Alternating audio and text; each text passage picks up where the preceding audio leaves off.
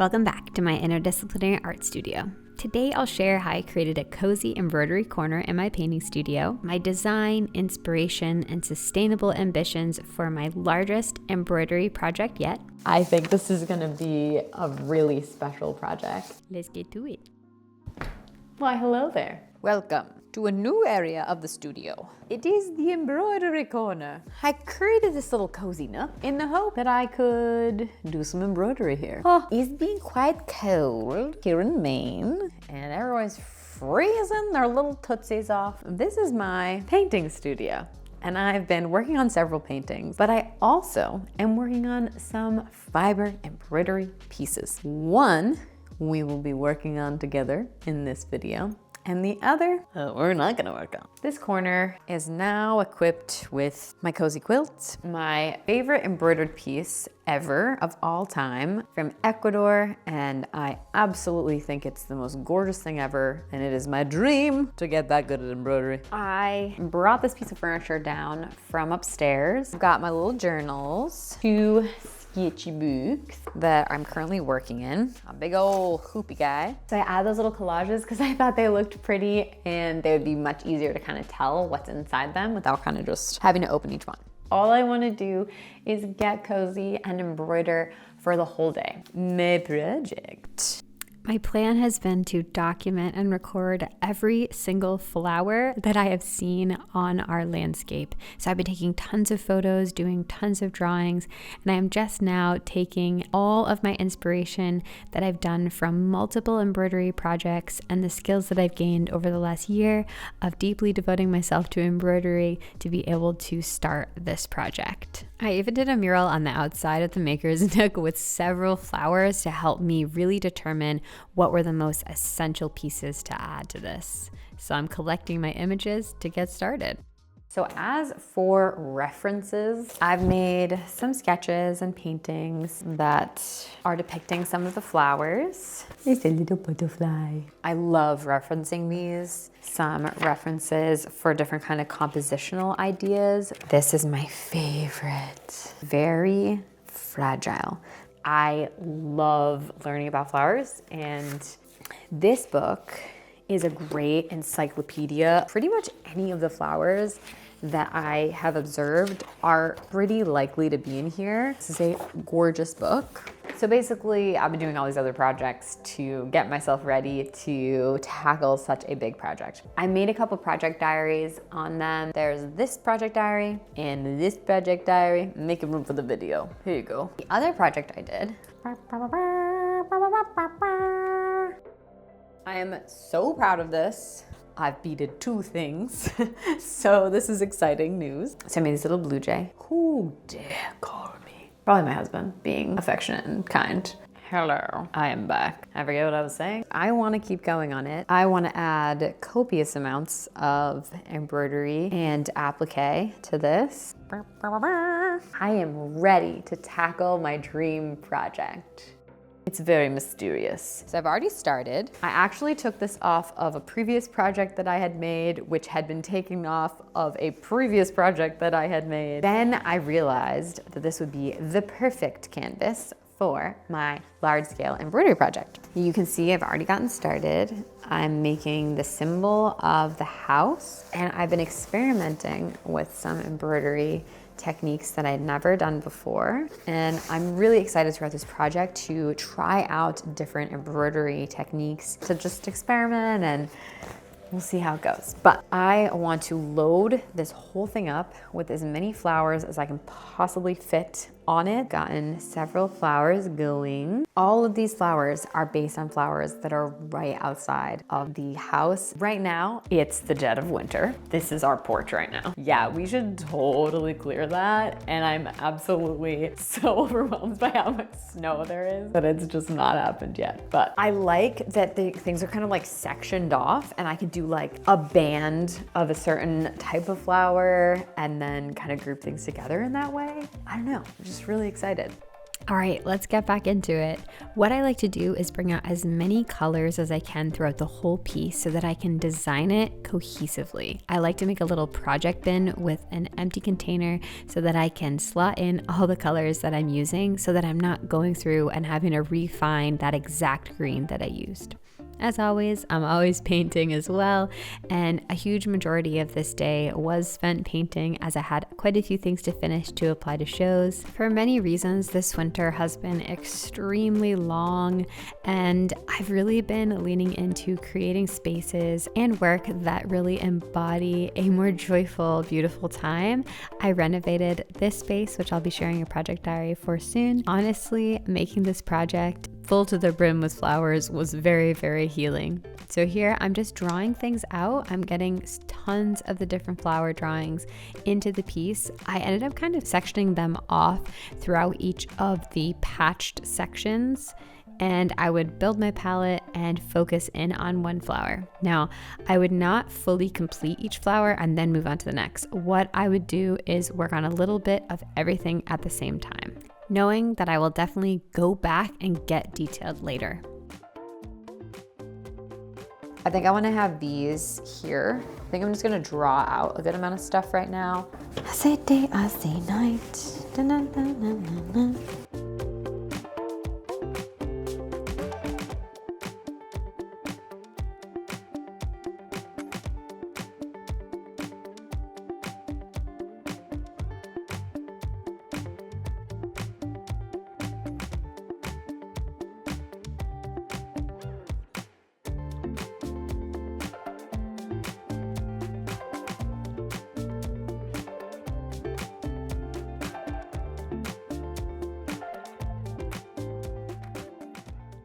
Okay, so I've done a little bit of drawing. So I've drawn in the tree and the bushes. I decided to go with what's actually right in front of the house. I've drawn out a few more images. I'm leaving the rest blank for now. This is enough to be getting on with, for sure. We've got some progress. I think I'll kind of go through and add some kind of general outline to as much of what I have added as possible. I want to work at the whole thing at the same time. And the best way for me to do that in terms of embroidery is to just work on, just doing some of the outline of various areas. The other thing is that I only have so much of each of these colors.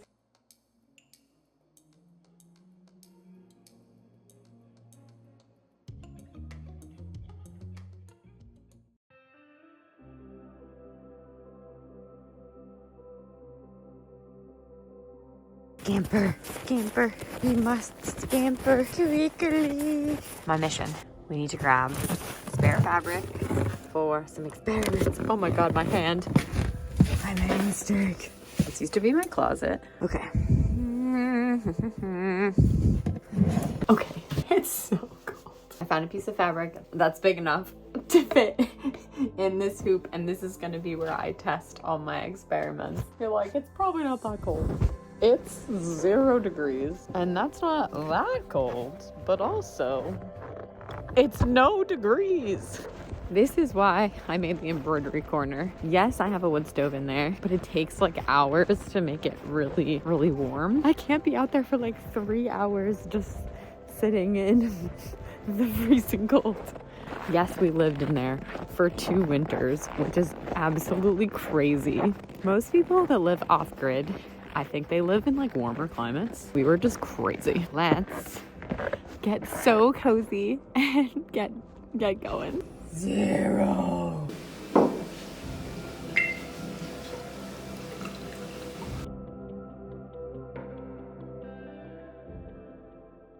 Hello there.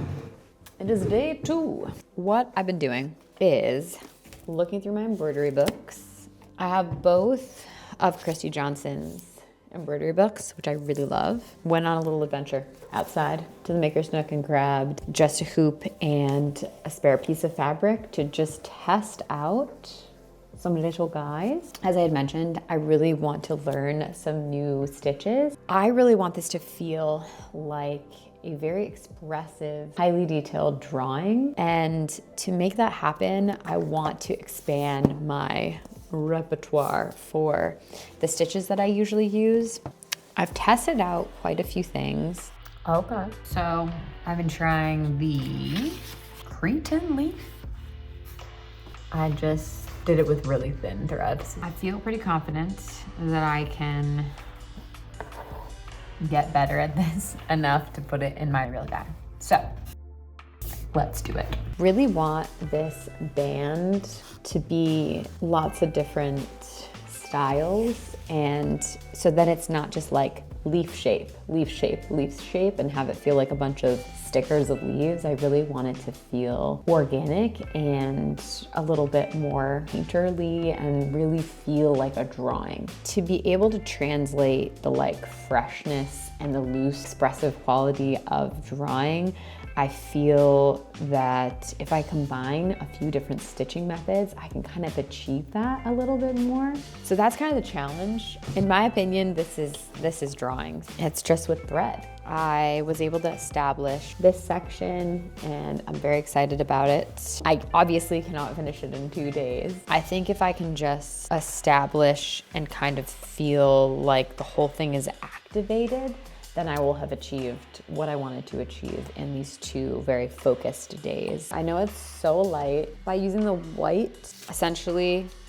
these flowers here, then this is such a prominent flower bush in our yard.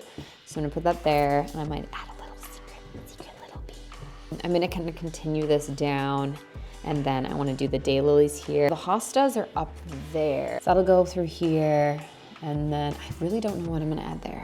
I feel like this is enough of a plan, and then it leaves enough open that as I'm gonna like continue to do stuff, obviously I can adjust things as I go. I think I'm gonna do the yucca.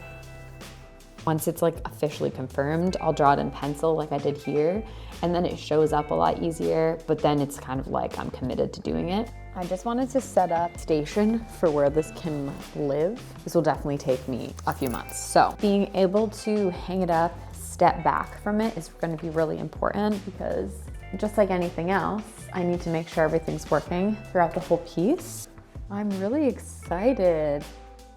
Natural dyed, natural dyed, natural dyed, natural dyed. And then these are all scraps from previous projects. This one's for the spring summer show, and this one's for the fall show. So both of these I'll be working on for several months. Very much the biggest embroidery projects I've ever done.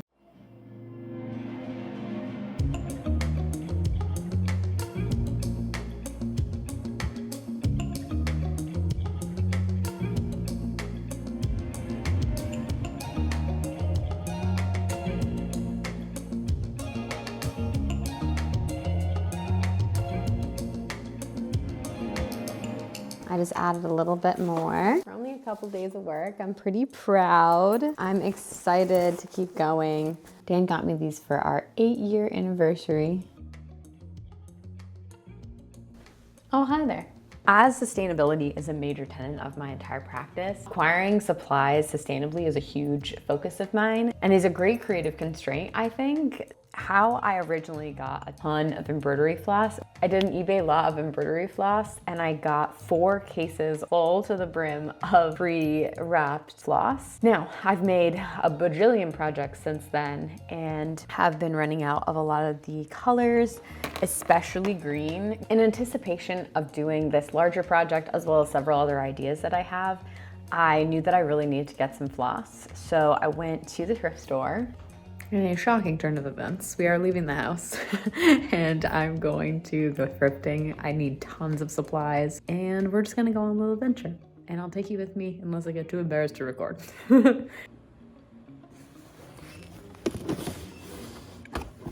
Oh my. I found fabric for another project I'm working on. And I got so unbelievably lucky.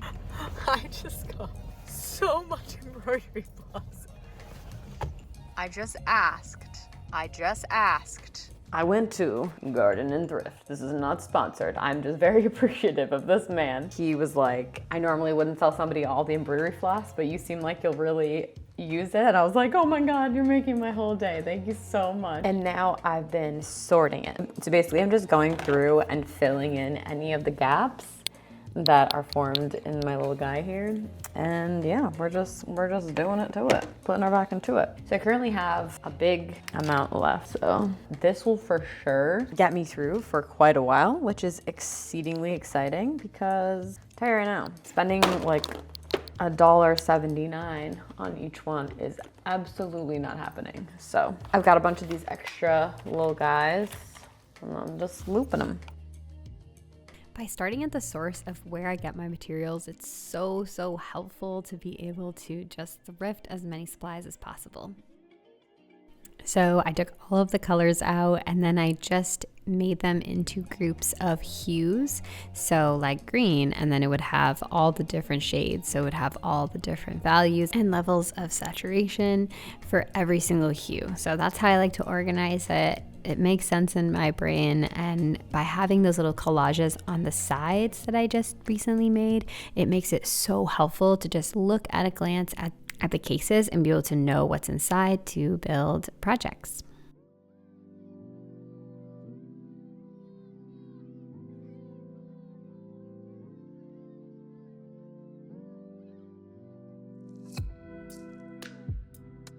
I've been really trying to embrace the magic of winter time and just see all the beautiful particularities of the season and embrace them for what they are.